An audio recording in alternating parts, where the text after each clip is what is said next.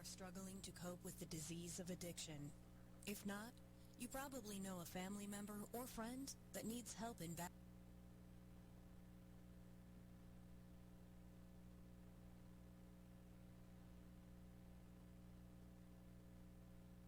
You're listening to America's Web Radio on the AmericasBroadcastNetwork.com. Thank you for listening. It's not loud. This is Robert D'Agostino, Professor Robert D'Agostino, with Do Facts Matter? And I'm going to talk about several different things today. One of the things I've been hearing, of course, mostly from the mainstream media, is that these rioters, of course they always call them protesters, we're way past the protest stage. The protest is long since over in terms of George Floyd. It's been taken over by rioters. The protesting a grievance, whether real or imaginary, is a pretext. And it's a pretext now for what's going on, rioting that's going on, and the destruction. And I think I mentioned this before. There's a book written by Edward Banfield, and Edward Banfield is a sociologist, a very famous and a very accomplished sociologist who wrote a book in 1970 called Unheavenly City. And I think I mentioned this chapter before, Rioting for Fun and Profit. And essentially what happens is you have a protest, and the grievance might be real, or it may be not real, but in any case, the people protesting feel aggrieved. Now, if that protest starts to go on for a while and nothing occurs about limiting its disruptions, and I'm talking not vandalism, but just disrupting, let's say, sidewalks, disrupting streets, then, of course, we have the next stage, and that's the rioters. And as Edward Banfield called them, they come in for the fun. I mean, baiting police is fun. Running around making believe you're doing something important is fun, especially for adolescent and post-adolescent males. And he, in fact, talks about rioting in the United States. And from, I think one of the big ones I recall, one of the big descriptions is the rioting that occurred during the war between the states and the Irish immigrants were getting drafted, and in New York there were serious anti-draft riots. They felt that wealthy folks, merchants, sons of merchants, were not being drafted or being able to buy themselves out of the draft, and they were taking the brunt of fighting a war they had no interest in, whether it was to free the slaves or whether it was to preserve the Union. And by the way, let me just do a little side trip right now. I call it the war between the states. I have a friend of mine who's a colleague of mine at John Marshall, who's a very accomplished scholar, and name is Tony Baker. And we've discussed this many times. And I told him that my view of the Civil War is somewhat different. My view of the Civil War is it started with the Fugitive Slave Acts, and with, of course, the Dred Scott decision.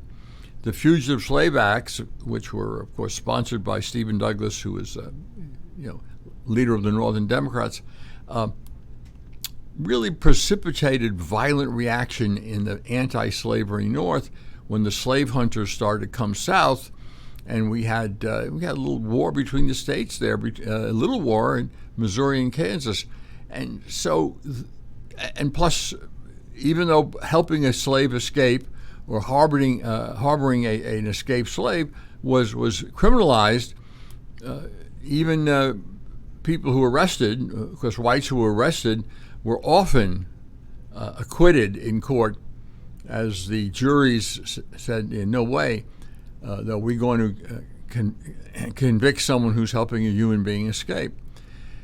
So my feeling is, Millard Fillmore signed the Fugitive Slaves Acts sponsored by, among others, Stephen Douglas. And I think that was the start of the Civil War, because that was the start of real animosity. You had the Dred Scott decision, you had the Fugitive Slave Acts. And I think that the war between the states was a part of the Civil War, and that was a more accurate description, I think, than calling it the Civil War. That section of the Civil War is a war between the states. And so when did the Civil War end? I don't think it ended until the 1960s with the Civil Rights Acts. I think that's when it ended.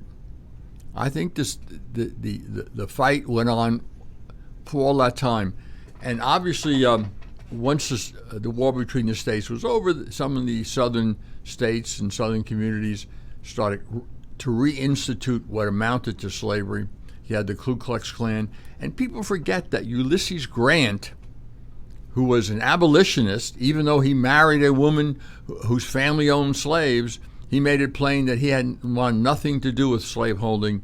And in fact, the slaves that he inherited, he freed. And he freed him at a time when he was in really financial trouble, and he refused to sell the slave to bail himself out. And he freed his slave that he inherited. He didn't buy him, he inherited him. And he eventually prevailed on his wife to free her slaves.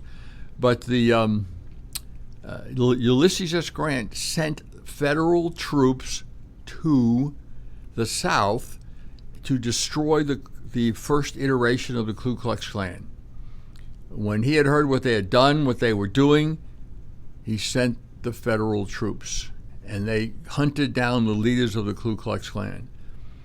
Now, when some other problems arose during the second term of Ulysses Grant, by that time the Democrats had taken control of the House of Representatives, which means they would not fund the sending of federal troops to the South again in order to protect the black citizens. And so Ulysses S. Grant had no choice. He had no choice he couldn't get funding to send any of the troops to the South. So to a large extent, the second half of the second term of Ulysses S. Grant, there was some backsliding. But of course, the Ku Klux Klan didn't really get reinstated big time until Woodrow Wilson. But that's aside. So I urge you all who are interested in the real history and the real sacrifices made to read all about that, to read about Reconstruction, read about post-Reconstruction, read about Ulysses S. Grant. I mean, at the time that he was elected president, there are many people in this country who thought he was on a par, or almost on a par, with Abraham Lincoln, and certainly in terms of his commitment to all men are created equal, to the Declaration of Independence. But leaving that for a minute and getting back to what I started to talk about, and that's what's going on in the country. What really is going on? I hear all this stuff on the mainstream media about these various movements, these various rioters, of course, called protesters, and Banfield made it plain that those rioters it's fun. I mean, adolescent, post-adolescent males, 20-year-old males running around like hooligans is fun, and it's not just for young blacks, but young whites, same thing. Look at the rioters now. Look at the people causing trouble now, and how many white faces do you see? These trust kiddies from the suburbs in their parents' Lexus SUVs. There are lots of them, and of course, what Banfield said is once there's no control over the rioting, you get the next group, those who profit, the looters. They come next. So when they see the police stand down, when they see the political leadership alibying or excusing the rioting, essentially by calling in protesters and not separating the true protesters from the rioters, the looters come. And we have really seen that. Meanwhile, back at the ranch, there are people who have political agendas who are manipulating everything. Now, they can't completely control everything because you can't, but if you take a look at Antifa, you take a look at Black Lives Matter and how much money they've collected, and who's paying the organizers? Where do these organizers come from? And you can spot them. They're usually in black masks, and they almost always have backpacks. I mean, backpacks full of, sophisticated equipment, including cameras, in case they have a nice shot of a policeman doing something untoward. So they are, and I'm hoping the Justice Department will prosecute some of these people. It's unlikely. I don't take the Justice Department seriously anymore. It was so politicized under Eric Holder that it no longer can be called a Justice Department. I mean, Eric Holder probably is, in history, one of the worst attorney generals in American history. Politicized almost everything. In fact, when he was in the Justice Department, I think he was assistant or associate attorney general under Clinton. He did Clinton's dirty work for him. When Clinton wanted someone, pardoned, instead of going through procedures like Mark Rich, for example, he had Eric Holder do the dirty work. That's, of course, Mark Rich, tax fraud, all sorts of other egregious actions. And for whatever reason, Bill Clinton met with Mark Rich's wife 4, 5, 6 times in the White House, and she apparently convinced him that to pardon her husband. And you can make your own conclusions on that one. But anyway, I think we need to take a look at what's going on. And the answer is yes, the rioters, Antifa, Black Lives Matter, which are behind a lot of the riots and the vandalism. Black Lives Matter makes no bones about the fact that tearing down these statues. And by the way, tearing down these statues, Nancy Pelosi was asked about this. And her answer was, and it's on tape, look it up, look on YouTube, I'm sure it has there. And she says, well, I don't care about statues. And so the next question was, someone really had a follow-up question for a change. Well, what about the mobs tearing down these statues? Well, she says people will do what they, feel like doing. So she's justifying and alibying the mobs. In other words, she's undercutting the rule of law. If we don't have the rule of law, we don't have a country. And of course, that's exactly what the left wants at this point.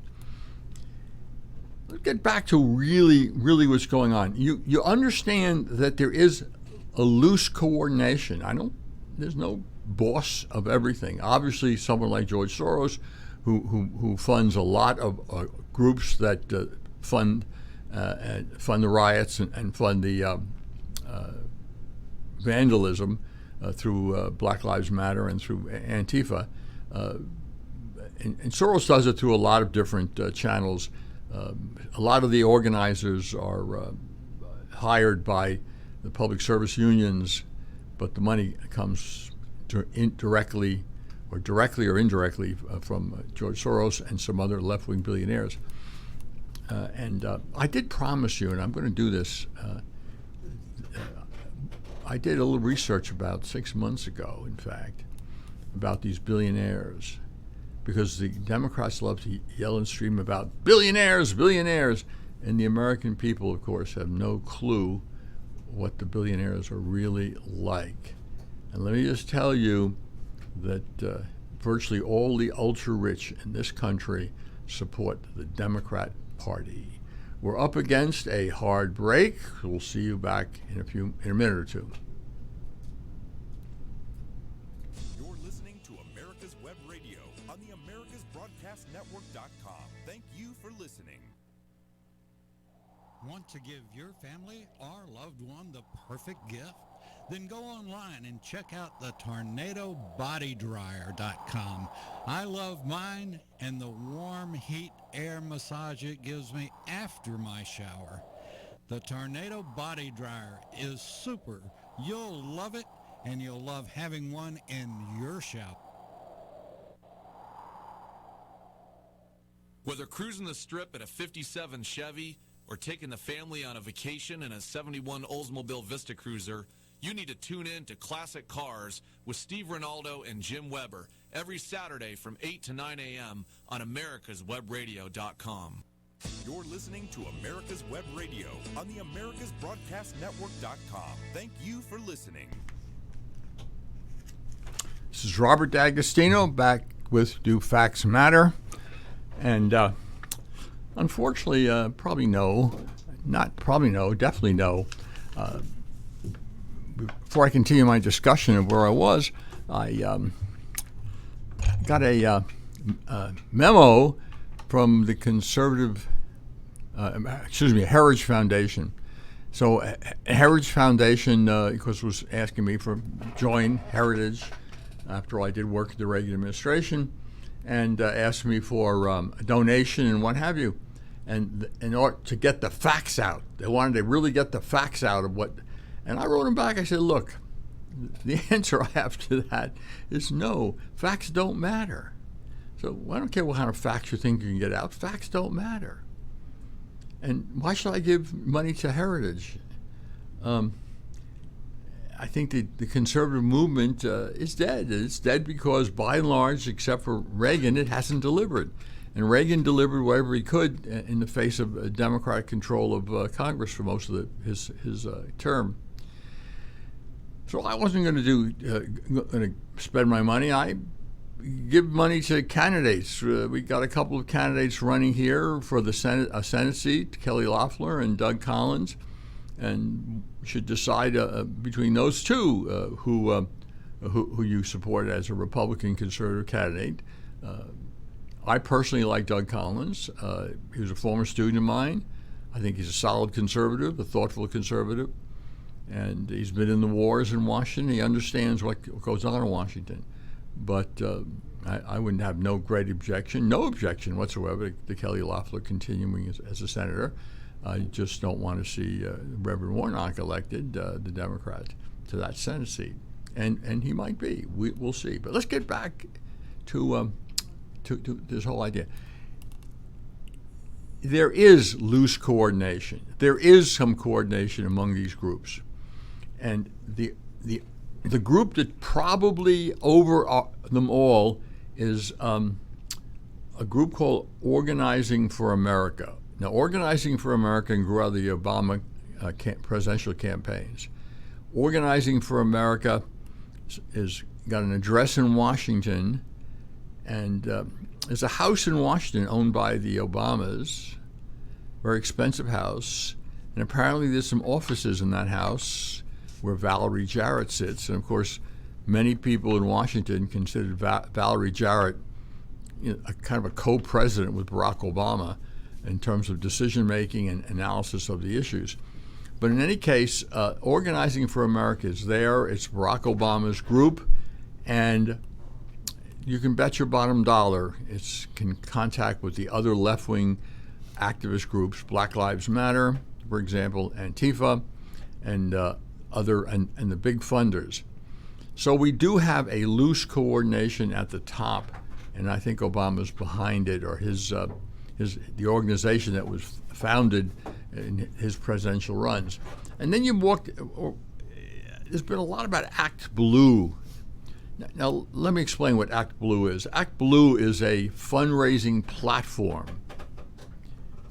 They give money and raise money for progressive causes. The progressive causes include, of course, the Democratic Party. So much money that people contribute to Act Blue goes to the Democratic Party. Now, there's been some charges that Act Blue gets all the money that's donated to Black Lives Matter. That really isn't true.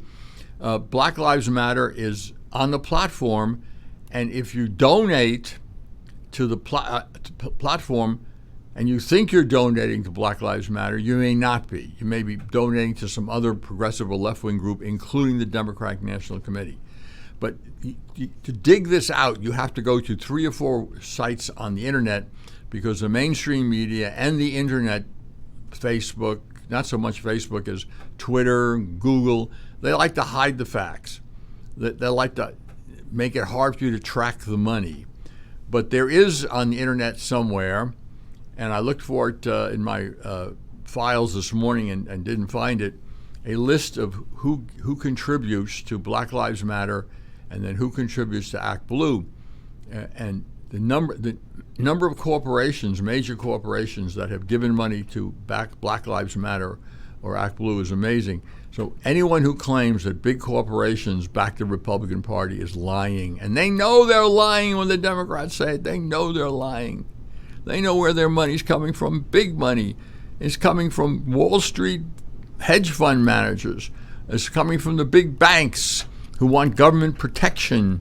It's coming from the big corporations. And what's in it for the big corporations? What's all this looting in it? That's exactly what's in it. It gets rid of competition. The more medium or small businesses that go bankrupt, the less competition there is for the big guys.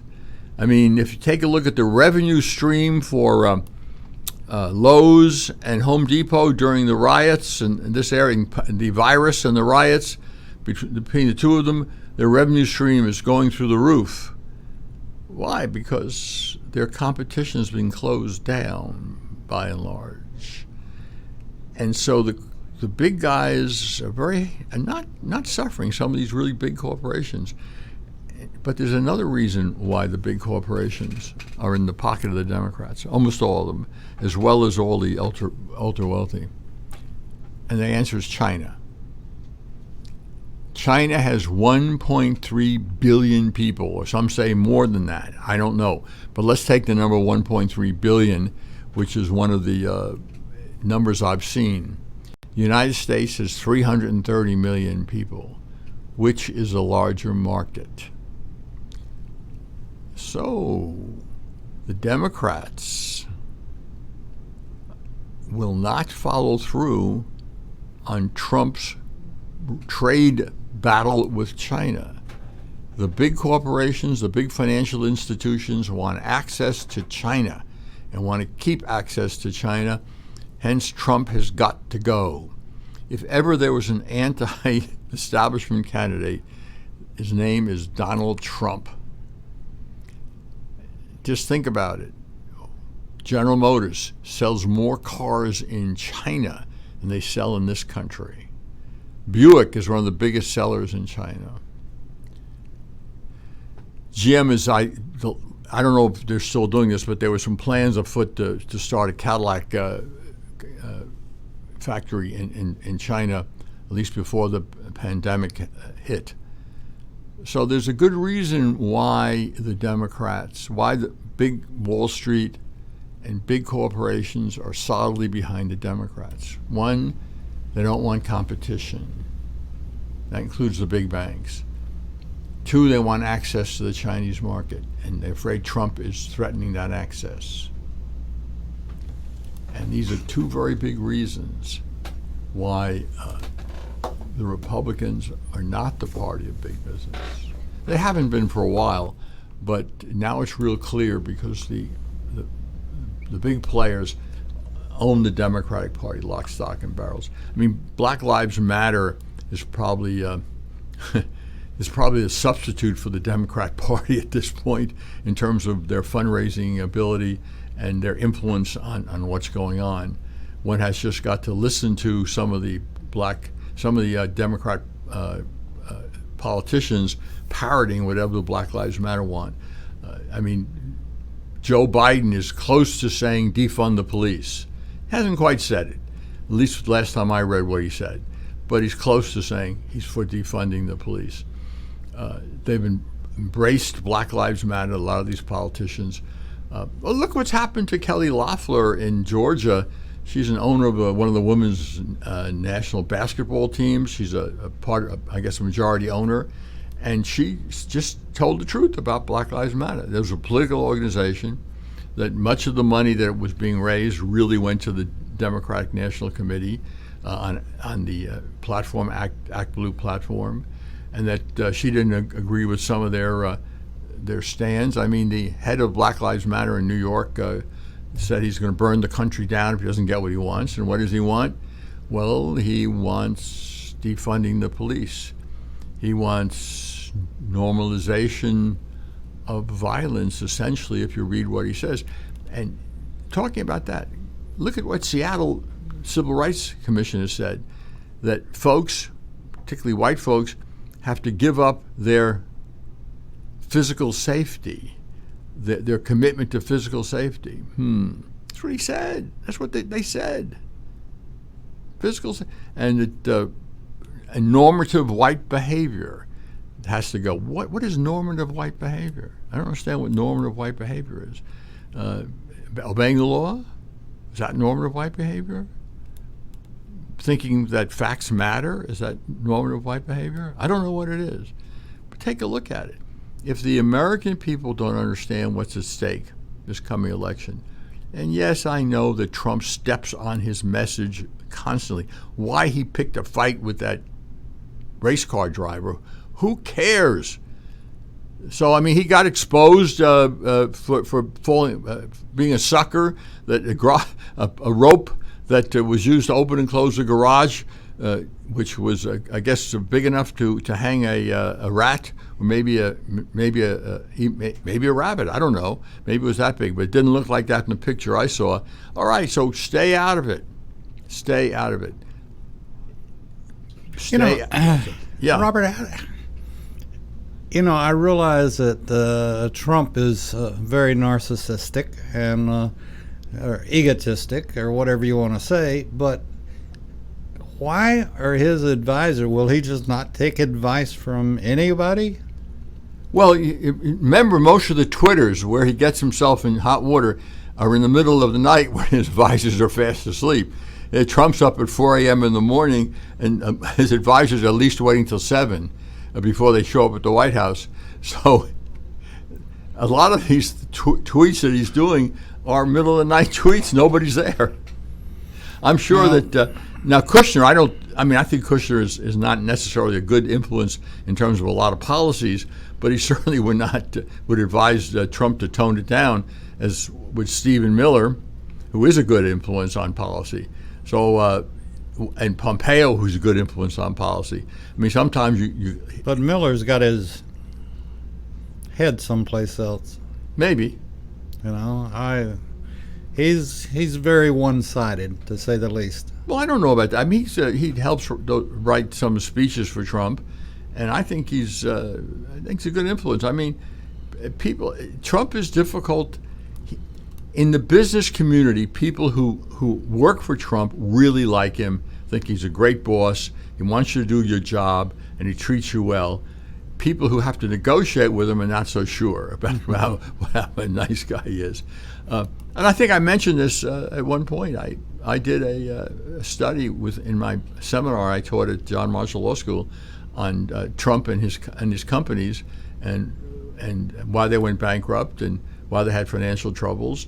And it had to do with narcissism of Trump. And when he finally started to listen to advisors, when he finally started to do things sensibly, he started making a lot of money. Yeah, may we circle back to China for a second? Sure. Did you hear about the fact that they've discovered bubonic plague there? Well, bubonic plague is in San Francisco, for Pete's sakes, on the coast, U.S. coast, with all these homeless people running around and all these illegals coming in without being tested for diseases. I mean, we got it in this country. We've got it. And bubonic plague, of course, is obviously rats carry it. And why should we be surprised that it's in China when it's in our west coast of the United States? Okay, I hadn't heard that about the West Coast, but it makes sense with the rats and the Democrats not doing anything about cleaning up San Francisco or any other city that they control. Yep, but I'm curious as how China will handle this, since it's now well known. Well, I think that China, in terms of internally, will handle it. I mean, the answer is China did try to internally deal with the coronavirus. What they did with the coronavirus is once they saw, and I think, however it got into the population was an accident in China. That's where I firmly believe that. But I believe the Chinese Communist government realized they had a weapon where they could sink the Western economies, and they purposely unleashed it on the West by letting all those people from Wuhan travel, while not allowing them to travel to other parts of China, but allowing them to travel to the to the Western nations. I'm up against a hard break. Be back shortly. Want to give your family or loved one the perfect gift? Then go online and check out the TornadoBodyDryer.com. I love mine and the warm heat air massage it gives me after my shower. The Tornado Body Dryer is super. You'll love it, and you'll love having one in your shower. The Docs for Patient Care Foundation is your way to join the fight and become a member of an organization created by doctors for patients dedicated to fighting for your healthcare freedom and preserving the doctor-patient relationship. Get a pen and paper. Write down www.docsforpatientcarefoundation.org.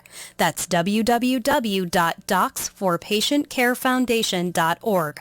Go to our site and please make a generous tax-deductible donation and join the fight today. Thank you.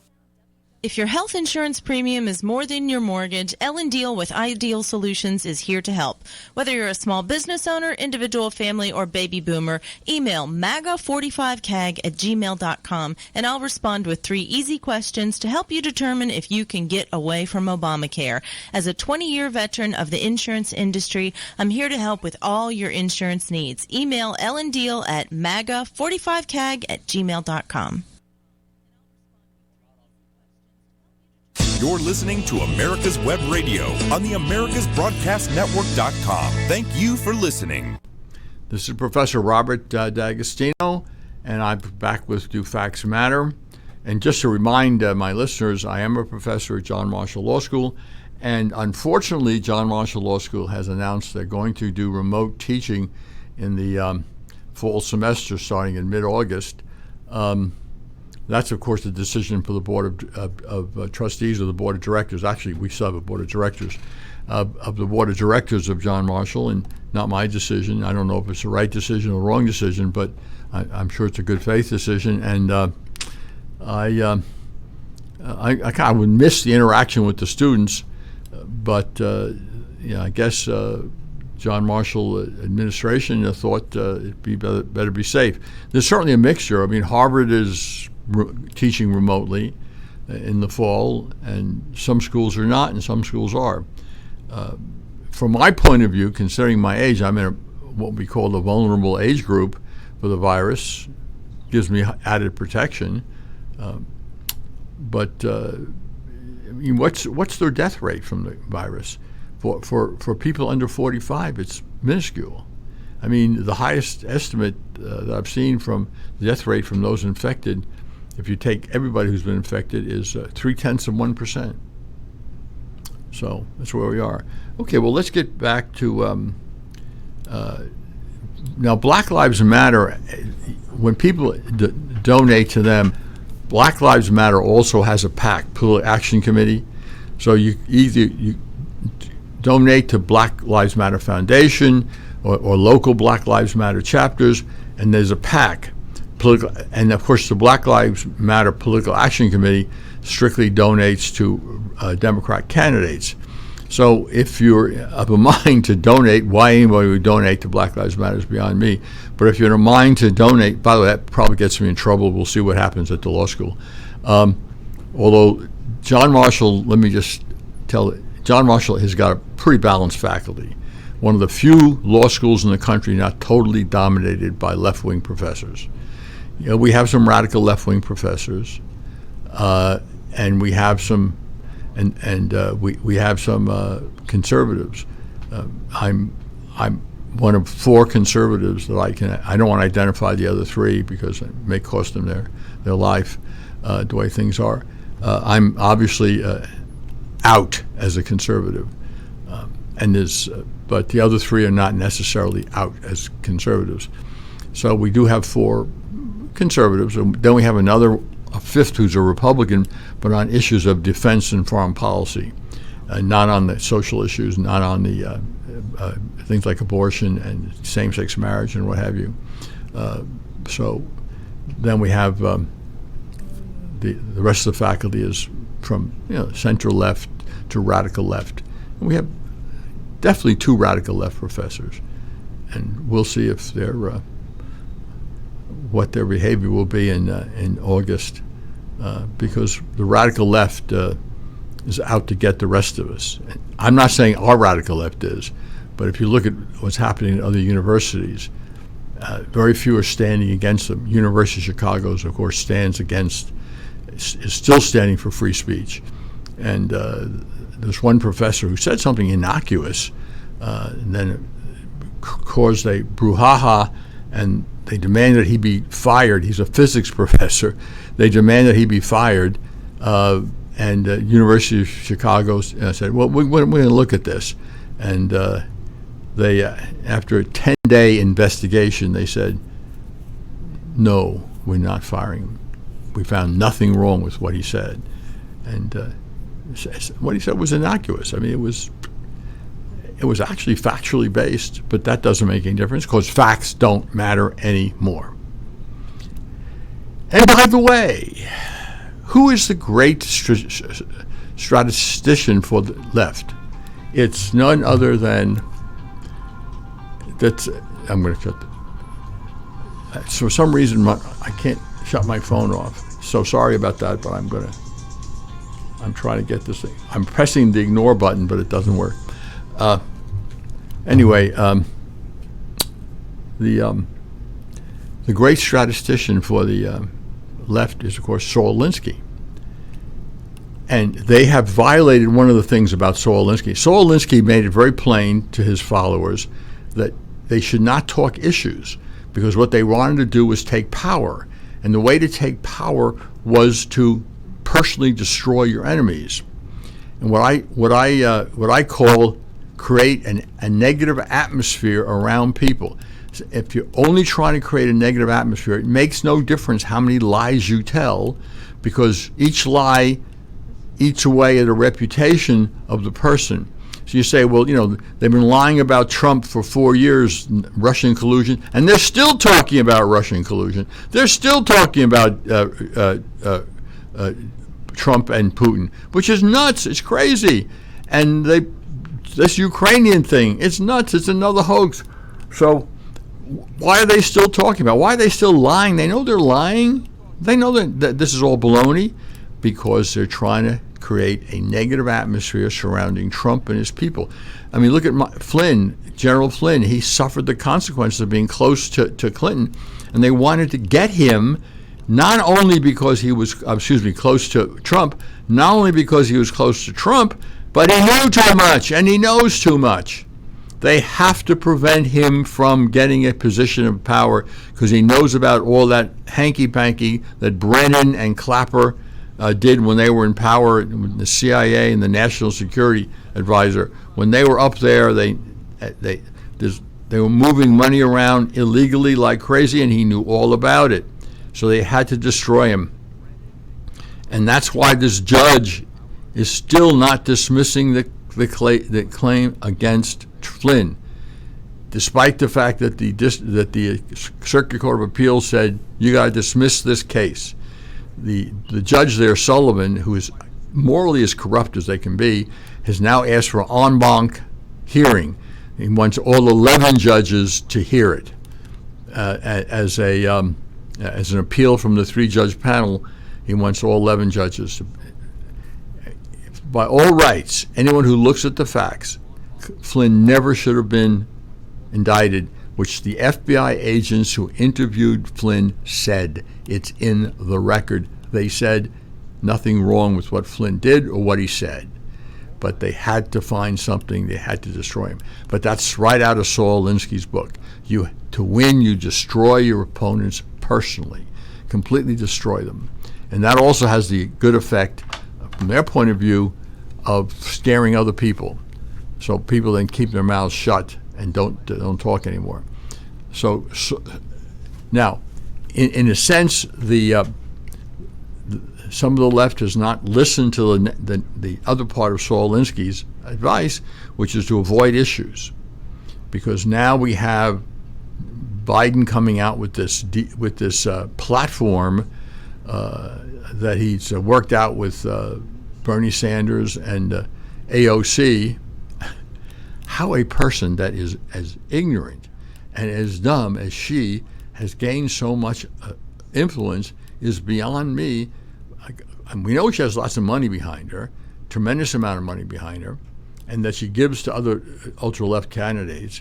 And for some reason, I got an email from a Democratic group saying whether I would support AOC for president when she was old enough. I'm serious. I think it was 2028 AOC or something like that. I mean, I couldn't believe it. I mean, look, I was in Delaware. Joe Biden was never considered very bright. I mean, he's not a dummy, but he was not considered very bright. The people who supported him used to make fun of his intellect and his gaffes. I mean, Joe Biden is a corrupt, gaffe-prone liar who's now in cognitive decline. Now, whether if you remember him from Delaware, there's not that much difference in his cognitive abilities. He was gaffe-prone and big time when he was a senator, but everybody said, oh, well, we know he's not too smart. Yeah, he has a lot of gaffes, and we know he tells these stories, but, he's a good guy. We like him. When he was over there in South Africa with a Democrat congressperson and claimed that he was arrested, and they asked the congressman and said, what about this thing? You were with him. Well, and his answer was, well, Joe likes to exaggerate stuff. That's what his answer was. Of course, the mainstream media doesn't pick up any of that. Joe accused of plagiarism in law school, plagiarized Neil Kinnock's speech sentence by sentence. I saw a clip on TV the other day, Neil Kinnock, who was the head of the Labour Party in Great Britain for a while, running for the prime ministership, giving a speech, and they then showed Biden giving a speech, word for word. I was just thinking about something. No, Neil Kinnock said that last week or 2 weeks ago. How could you just be thinking about it? Maybe he was thinking about how we should plagiarize it. So that will, of course, be played by the Republicans, which now brings up something else I want to discuss. And this has been bandied about. Will Joe Biden actually debate Donald Trump? I wouldn't bet on it. They are not going to allow Donald Trump take on Joe Biden in a debate. They'll think of a reason why it's Trump's fault that there's no debate. But they'll do everything they can to prevent that debate. I don't think there's any question in my mind. That's what and we'll see. We'll see if they can succeed in preventing the debate. I mean, I thought for a long time that the Democrats would eventually replace Biden at the top of the ticket. But he's running so far ahead of Trump in the polls that it gives him a really tough time. They got to worry about that because right now Biden looks like a winner, a landslide winner, not just a winner, a landslide winner. And plus, if they replace Biden or try to, there's Bernie Sanders sitting there. He just had his platform adopted by Biden. He's the obvious substitute. So if they're going to get rid of Biden, they got to do it at the convention or after the convention, on the basis that he's incapable or has, problems, or maybe they'll just push him off a cliff. Who knows? But I don't see them. I did not see the Democrats actually nominating Biden, or if they did nominate him, actually let him remain the candidate. So who knows what the rulers of the Democratic Party are thinking? I'm sure they're sweating it out. And thinking, well, look, we got a winner. If we had an election tomorrow, Biden wins. We take the Senate and the House. We then get, how many illegals are in this country now? 11 million, 20 million, various numbers from 11 million minimum to 22 million maximum. We amnesty all of them, make them all citizens, and all the adults will then vote for the Democrats, and the Republicans will never win another election. And they'll do whatever we say. We'll do whatever we want to the country or for the country. And I'm telling you, if that happens, blue-collar America will really be in trouble because corporations will always opt for the low-wage people. And Mexican Americans, Mexicans, illegal or legal, work hard. They send money home to mama, papa, and grandma and granddaddy, Tio and Tia. So they like people who work hard for very little money. Americans like to get paid for what they're worth, and they'll insist on getting their share of the profits and their share of the income and I'm not so sure some of the, at least certainly the illegals don't have much leverage to get that. But anyway, that's what we're facing. I don't have to go into that because it's all over the television. But I like to go into what I think is really happening, and I think there is a loose organization tying up Black Lives Matter, tying up Act Blue, and sitting on top of this, and there's a lot of other left-wing groups, is Organizing for America, and the funders are the billionaires led by Soros. And by the way, Ford Foundation, Rockefeller Foundation, they fund a lot of left-wing groups that are pushing left-wing politicals in the guise of social justice. They're putting various programs, and it's out in the open. I mean, in Seattle, they're talking about white folks. You got to give up your desire for physical safety. I mean, come on. Look, I've been around for a long time. In fact, I'm old enough that I can remember that traveling around the country, because I really liked traveling, camping, fishing, snorkeling, canoeing, kayaking. I remember the times when you can do that with a minimum number of rules. And I supported a lot of the rules that were put in for conservation rules. But the difference between now and then in terms of regulations is amazing. And I'm very thankful that the Trump administration has some of the ridiculous ones they've pulled back on, especially in the national forest type stuff. But I can't believe that the American people will want to reinstitute a regulatory regime which is anti-small business, anti-medium-sized business, and benefits the large corporations and the ultra-rich. Who's the richest person in America? Jeff Bezos. Who owns the Washington Post?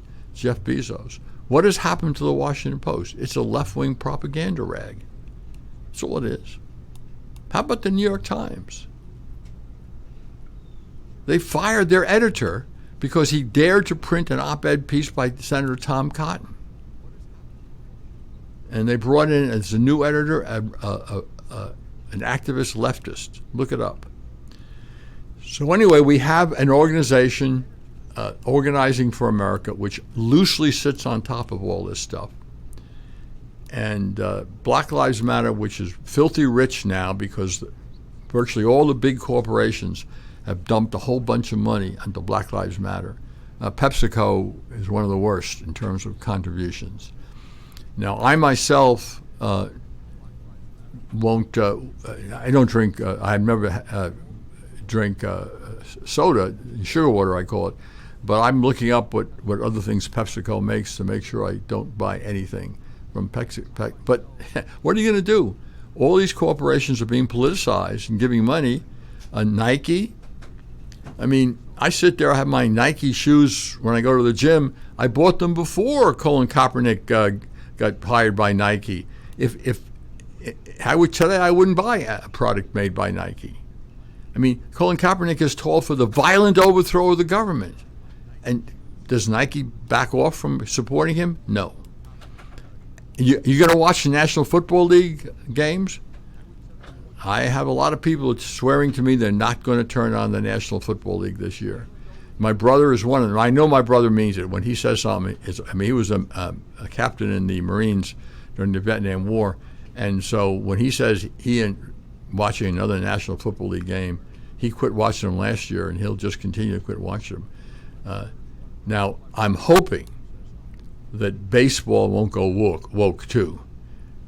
But baseball is a little different because baseball has a lot of Hispanic players, and a lot of those players are quite happy about being in this country, making money here, being famous, being treated like special people. They come from, a lot of them come from real abject poverty in Central and South America. They understand what it means to be an American. I'm not so sure some of these so-called black leaders understand it. Lots of money, Al Sharpton, does he pay his taxes yet? I don't know. How about the riots he caused in New York? How about Tawana Brawley, the phony case he had, and he got sued on that one in New York. charging some policemen with brutalizing this black female was just a hoax. It was a lie. It was all a lie. And so what does Al Sharpton have as a reward for being a race baiter and a liar? Got $1 million a year from one of the networks, CNN or CNBC, I don't know which one of those two mainstream medias. So it pays, I guess, to do those sorts of things. Well, that's my rant for today on those issues. But I also was looking at a very interesting article, and I tell my listeners to do this. This was an article that was actually, it's a fairly old article. Well, not that old.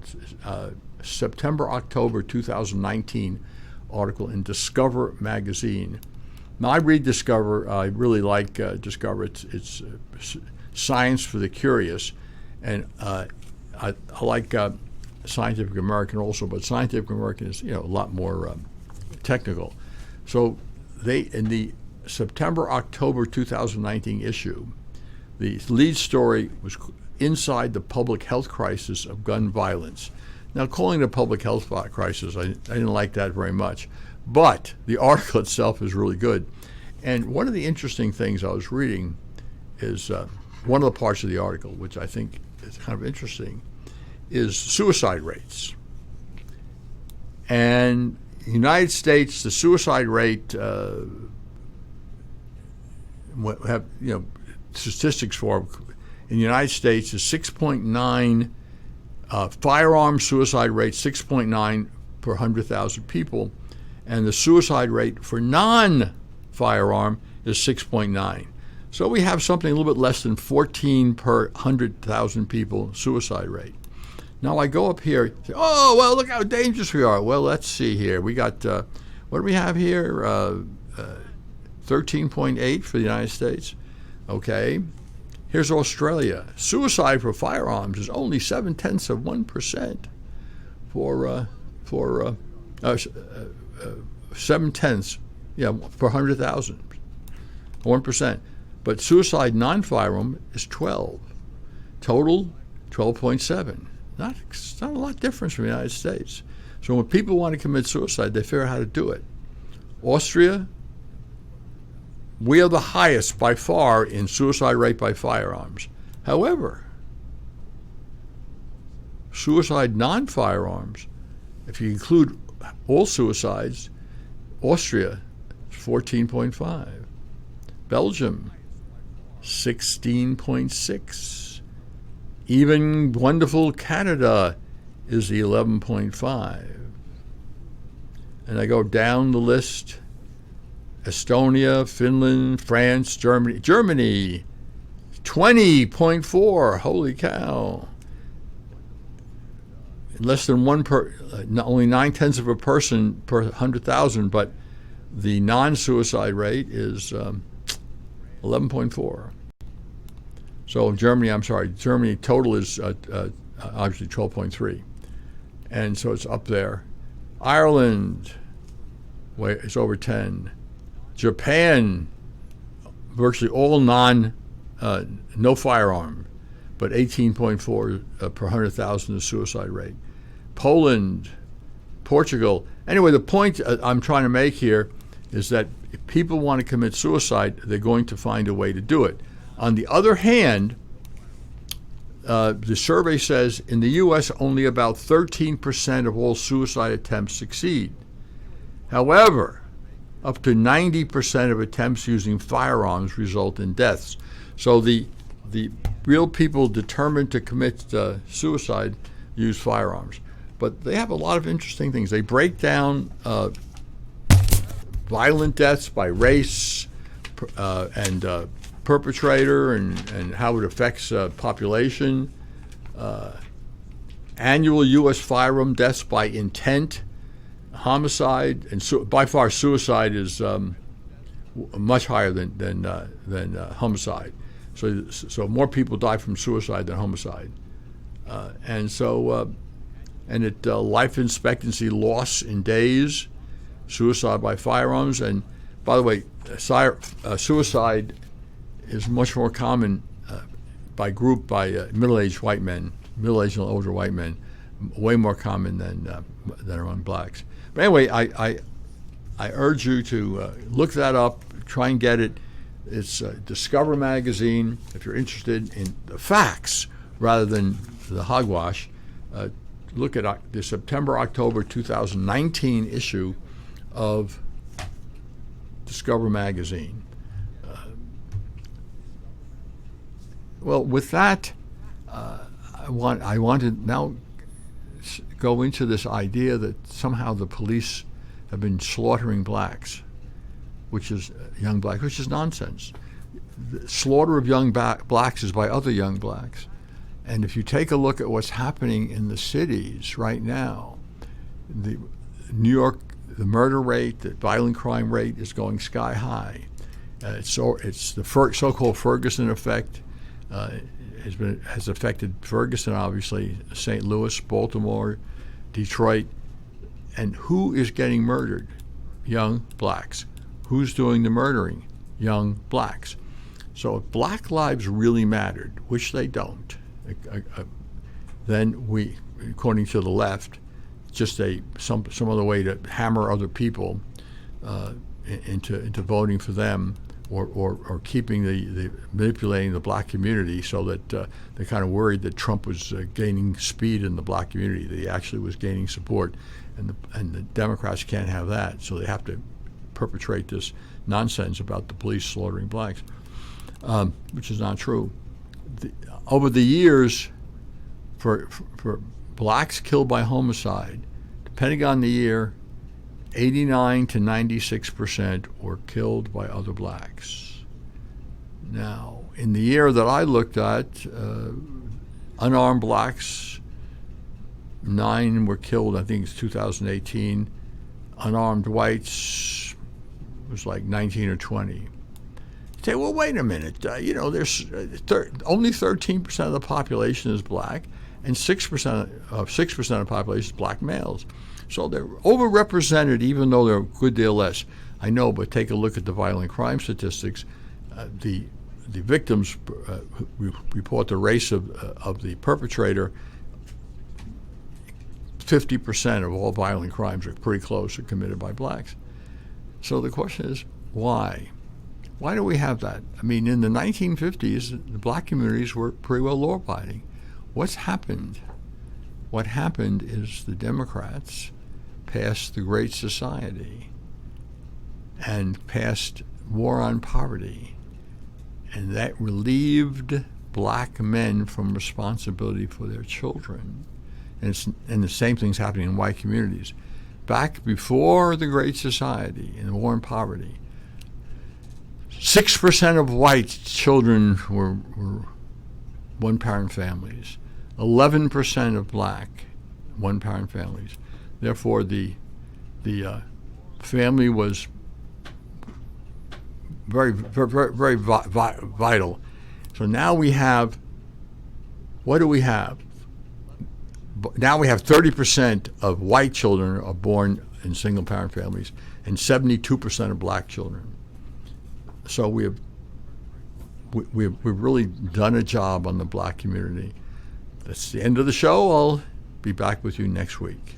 If your health insurance premium is more than your mortgage, Ellen Deal with Ideal Solutions is here to help. Whether you're a small business owner, individual, family, or baby boomer, email MAGA45CAG@gmail.com and I'll respond with 3 easy questions to help you determine if you can get away from Obamacare. As a 20-year veteran of the insurance industry, I'm here to help with all your insurance needs. Email Ellen Deal at MAGA45CAG@gmail.com. Want to give your family